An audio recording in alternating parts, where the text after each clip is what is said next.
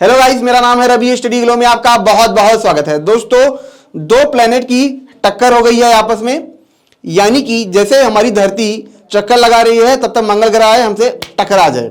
और यही हाल क्या हुआ है, किसी एक्सो प्लेनेट पे हुआ है। वहां पे क्या हुआ कि एक तारा है, उसके चारों तरफ चक्कर लगा रहे हैं प्लेनेट, उनको हम बोलते हैं एक्सो प्लेनेट। यानी कि कोई दूसरा तारा जिसका चक्कर लगा रहे प्लेनेट, वो बोलते हैं एक्सो प्लेनेट। तो वो चक्कर लगा रहे थे और फिर क्या हुआ, आपस में आके टकराए और चिपक गए और धमाका हो गया। और उस धमाके को क्या किया है, यहां पे पहली बार नोट किया गया, यानी कि जेम्स वेब टेलीस्कोप के द्वारा उसे देखा गया है, कैप्चर किया गया है। अब क्या हुआ, अब वो राज खुला जो हमारे धरती के साथ कई करोड़ों साल पहले हुआ था, अरबों साल पहले हुआ था। क्या हुआ था कि जब चंद्रमा टकराया था, किससे टकराया था, हमारी धरती से। यानी कि कोई थिया नाम का एक प्लेनेट था या कोई चीज थी थिया नाम की, जो कि धरती से आके टकराई थी। और उसी दौरान क्या हुआ था, चांद बना था और धरती फिर से बनी थी। तो वैसा ही कुछ यहाँ पे नजारा देखने के लिए मिला है। सेम टू सेम अगर हम कहें, जो हमारे पुराने टाइम में धरती के साथ हुआ था, वही नजारा हमें देखने के लिए मिल रहा है। क्या हुआ है यहाँ पे जब वैज्ञानिकों ने देखा कि ये दोनों प्लेनेट जब टकराए हैं तो ये क्या हो गए, लिक्विफाई हो गए, यानी कि पूरी तरीके से ये तरल में बदल गए, लावा में बदल गए। आप समझ सकते हैं कि टकराने के बाद ये क्या हो रहे हैं, लावा में बदल जा रहे हैं, ये तरल में रूप में आ गए। और ये जो प्रोसेस था, ये प्रोसेस चला लगभग 1000 दिन तक। यहां पे अगर दोस्तों हेडलाइंस को भी याद देखें, 2 giant planet collide outside solar system, ठीक है, both world get liquefied। तो आप समझ सकते हैं यहां पे लिक्विफाई हो चुका है। इनका साइज क्या है, इनका साइज है हमारे धरती का 1/10। लेकिन आपको जान के हैरानी होगी कि वैज्ञानिकों को क्या मिला यहां पे। देखिए, वैज्ञानिकों को यहां पे जो मिला वो ये था कि जब ये दोनों टकराए तो लगभग 1000 दिन तक क्या था, 1000 से लेकर 500 दिन तक ये सूरज को मतलब वो देख नहीं पा रहा था। हमारा जो टेलीस्कोप है, क्यों नहीं देख पा रहा था, जैसे कि आप समझिए कि अगर हमारे पास टेलीस्कोप है, ठीक है, हम क्या है सूरज को देख रहे हैं, फिर बीच में क्या होता है, अगर मून आ जाता है तो उसको बोलते हैं सोलर एक्लिप्स बोलते हैं, यही बोला जाता है। यानी कि जो सूरज है उसके जो चांद है सूरज के सामने आ गया है और इस वजह से क्या हो रहा है कि हमें वो नहीं दिखता है। लेकिन क्या हो कि ऐसी हो कि जो चांद है रुक जाए या कुछ ऐसा हो जाए कि हमको वो एक्लिप्स हमेशा के लिए हो जाए। तो ऐसा ही कुछ हुआ है। वहां पे हुआ क्या कि जब दोनों प्लेनेट आपस में टकराए तो जिसकी वजह से क्या हुआ, ढेर सारे धूल कण उठे। यानी कि जब कोई इतनी बड़ी चीज टकराएगी तो क्या होगा, चारों तरफ इन्वायरमेंट में क्या होगा, गैसेस फैल जाएंगे। जब दो प्लेनेट टकराते हैं, ठीक है, तो ऐसा नहीं है कि सिर्फ लावा में बदलते हैं, गैसेस भी क्या होते हैं, फैल जाते हैं। और ये जो गैसेस फैले तो इसकी वजह से क्या हुआ, जो सूरज था, सूरज को हम नहीं देख पा रहे थे। और ये कितने दिन तक प्रोसेस चला, ये प्रोसेस चला लगभग 1000 दिन तक ये प्रोसेस चला। यानी कि इतने दिन तक हमने क्या किया, सूरज को नहीं देख पाया। तो वैज्ञानिकों ने सोचा कि ऐसा हुआ क्यों। तो बाद में समझ में आया कि ओ, यहाँ पे तो प्लेनेट टकरा गए हैं। तो प्लेनेट जब टकराए हैं तो वही धूल मिट्टी कण चारों तरफ से उसको घेर लिया है, ढक लिया है। इसी वजह से जो सूरज की रोशनी है धूल मिट्टी कण से बाहर नहीं आ पा रही है, पीछे ही रह जा रही है। और इसी वजह से ये अंधेरा है और वो सूरज एक तरीके से गायब हो गया है। ठीक है, तो ये पूरी प्रक्रिया यहां पे हुई है। ठीक है, अब आप सोचेंगे अगर सूरज गायब हो गया था तो हमें कैसे पता चला, हम कैसे देख पाएंगे कि ये यहाँ पे गैस ही था, कुछ और भी तो हो सकता है एलियन हो। देखिए, गैस इसलिए था, मैं आपको एक चीज बताता हूं। जैसे कि आप समझिए, जैसे कि यहाँ पे क्या है, सूरज है, ठीक है, इसके चारों तरफ क्या है, गैस धूल कण से ये ढका हुआ है, ये ढका हुआ है। तो इसके लाइट तो बाहर निकल नहीं पाएगी भाई, धूल मिट्टी से क्या होगा, बाहर नहीं निकल पाएगी ना। लेकिन अगर हम यहां से टेलीस्कोप से देख रहे हैं तो क्या होगा, ये जो लाइट आके बार बार धूल कण से टकराती है तो इनके पास जो मॉलिक्यूल्स होते हैं, हाइड्रोजन होते हैं, वो क्या पैदा करते हैं, इंफ्रारेड रेडिएशन पैदा करते हैं। अब बात समझ में आई। जैसे कि कोई गर्म चीज होती है, रात में आप कैमरे से उसको देखिए, किताब देखेंगे, वो थोड़ा सा लाल दिखेगा, लाइटिंग की तरह दिखेगा। तो सेम चीज यहां पे है, हम सूरज को भले ना देख पाए लेकिन अंदर की जो लाइट है वो धूल मिट्टी कण को इतना गर्म करती है कि ये धूल मिट्टी कण है, हाइड्रोजन है, ये सब कण जो है ये क्या करेंगे, इंफ्रारेड रेडिएशन पैदा करेंगे, जो कि हमें विजुअली नहीं दिखती है लेकिन कैमरे से ये हमें एक थर्मल मतलब लेयर्स की तरह हमें दिखती है। इसका मतलब समझ में आ जाता है कि भैया इसके पीछे क्या है, सूरज है।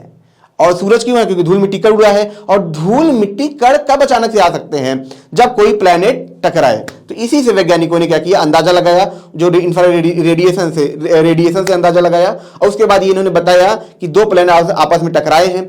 अब क्या करेंगे वैज्ञानिक, अब ये करेंगे कि ये देखिए, ये तो हमारे लिए बहुत बड़ी चीज है। बड़ी चीज क्यों है? देखिए, कहने की बातें हैं कि हम मून के बारे में जानते हैं, थी या ना कोई टकराया होगा, ये है वो। प्रैक्टिकल क्या हम 5 लाइव में जाके देख सकते हैं क्या? कभी नहीं देख सकते हैं, नहीं देख सकते हैं। लेकिन अगर सेम सिनेरियो में, सेम कंडीशन में हमारे धरती का 1/10 कोई प्लेनेट टकराए किसी दूसरे प्लेनेट से, तो कंडीशन तो वही पैदा हुई, सेम सिचुएशन पैदा हुई। तो हम ये देख सकते हैं क्या सच में ऐसा होता है जो हमने कल्पना किया था। तो यहां पर वही देखा गया है कि सच में वो पूरी तरीके से लावा में बदल, जैसे हमारी धरती लावा में बदली थी, पूरी तरीके से लावा में बदल गया।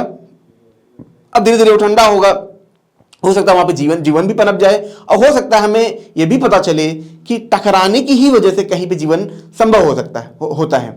ठीक है, ये भी हमें पता चले। जैसे अगर आप धरती पे ही देखेंगे तो ये माना जाता है कि जो बहुत सारे प्लैनेट, मतलब बहुत सारे उल्का पिंड आके टकराए, उसकी वजह से धरती पे पानी आया। मून टकराया तो मून की वजह से क्या हुआ कि फिर से लावा बना, फिर से धरती रिस्ट्रक्चर्ड हुई। ठीक है, तो इसकी वजह से यहां पे जीवन बन पा। अब अगर हम मार्स की बात करें, ठीक है, मंगल ग्रह की बात करें, तो मंगल ग्रह पे भी आप देखेंगे ये माना जाता है कि बहुत सारे छोटे छोटे प्लैनेट वहां पे टकराए थे। अब जैसे मान लीजिए जुपिटर है, तो जुपिटर पे भी ऐसा हुआ होगा कि उससे प्लैनेट टकराए होंगे, लेकिन जुपिटर का साइज इतना बड़ा है कि उसके सामने अगर धरती का 1/10 प्लैनेट टकराए, उसको बहुत फर्क पड़ेगा नहीं। थोड़ा बहुत क्या होगा, परमाणु बम जैसा कुछ उछाल होगा वहां पे, बाकी वो निगल जाएगा अंदर। ठीक है, वो उसके अंदर समा जाएगा, कोई बहुत बड़ा उपद्रव वहां पे नहीं मचेगा। लेकिन जब प्लैनेट की साइज छोटी होती है और उन्हीं के साइज के आसपास की चीजें टकराती हैं, तब वहां पे क्या होता है, बहुत बड़ा कोलिजन होता है, जिसका इफेक्ट हमें बहुत बड़े लेवल पे दिखता है, जैसा कि हमने मंगल ग्रह पे देखा है और जैसा कि हमने सैटर्न पे देखा है। अगर आप देखें यहां पे सैटर्न का आप रिंग देखें यहां पे, ठीक है, तो आप यहां पे देखेंगे कि ये जो रिंग है यहां पे, ये क्या है, छोटे छोटे एस्टेरॉयड, छोटे छोटे मतलब पत्थर है यहाँ पे, इसके चारों तरफ क्या कर रहे हैं, चक्कर लगाते हैं, हमेशा चक्कर लगाए। हमें दूर से लगता है कि ये क्या एक तरीके से रिंग है, लेकिन ये कभी सोचा आपने कैसे बना? ये ऐसे बना होगा, मैं आपको समझाता हूं कि ये प्लेनेट है, ठीक है, ये बन रहा है, हो सकता है बन रहा हो, ठीक है, फिर क्या होगा, एक सेकंड दोस्तों,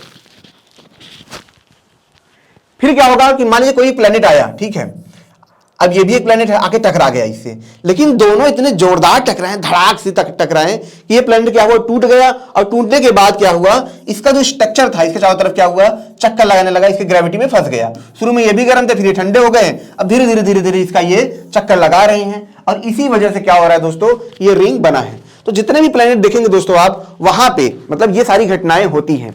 इससे हमें ये भी समझ में आता है, क्या समझ में आता है कि ऐसा नहीं है, हम कोई मसीहा नहीं है हमारी धरती कि यहां पे कभी ऐसी घटनाएं नहीं हो सकती हैं। यानी कि अगर किसी ग्रह पे जब आपस के दो प्लेनेट टकरा जा रहे हैं, ठीक है, यहां तो कोई बाहर से प्लेनेट आके टकराया था हमारी धरती पे, तो हमारी धरती पे भी ये हो सकता है, ऐसा कोई बड़ी चीज नहीं है। यानी कि ये भी सही है कि जो आज के टाइम में जो विजनरी सोच रहे हैं कि भाई हमें ये प्लेनेट छोड़ना चाहिए, हमें आगे जाना चाहिए, और ये कोई गलत चीज नहीं है, ये सही है। हमारे पास मल्टीपल ऑप्शन होंगे, सेफ्टी के लिए हमारे पास टाइम होगा, तो कुछ भी गलत नहीं है, कुछ भी संभव हो सकता है। ये भी हमें वहां पे देखने के लिए मिल रहा है।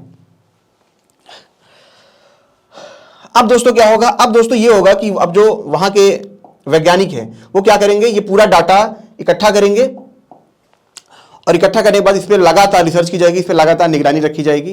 और जैसा कि मैंने बताया, ये सारा प्रोसेस देखा जाएगा कि कैसे हमारी जो धरती थी वो भी ऐसे बनी थी, क्योंकि अगर सेम सिनेरियो है तो हम ये प्रोसेस जान पाएंगे, अपने इतिहास को हम समझ पाएंगे। क्योंकि कुछ चीज़ें ऐसी हैं दोस्तों, हम उनको इतिहास में जाके नहीं समझ सकते हैं। जैसे कि हम कितना भी कह लें कि हम बंदर से आए हैं, हम उनसे आए हैं, इनसे आए हैं, ये कहने की बातें हैं, लेकिन हम सच में क्या जानते हैं कि हम उनसे ही निकल के आए हैं, हम उनसे ही बने हैं। इतिहास बहुत पुराना है, बहुत प्राचीन है, हमारे पास कोई ठोस सबूत नहीं है। वैसे ही धरती के बारे में जानना ये कहने की बातें हैं, लेकिन हमारे पास सच में कोई ठोस सबूत नहीं है जो हमें ये बता सके कि हमारी धरती कैसे बनी, कैसे चांद बना। ठीक है, थ्योरी है, बहुत सारे गणनाएं हैं, लेकिन रियल में एक्सपेरिमेंटल प्रूफ हमारे पास नहीं है।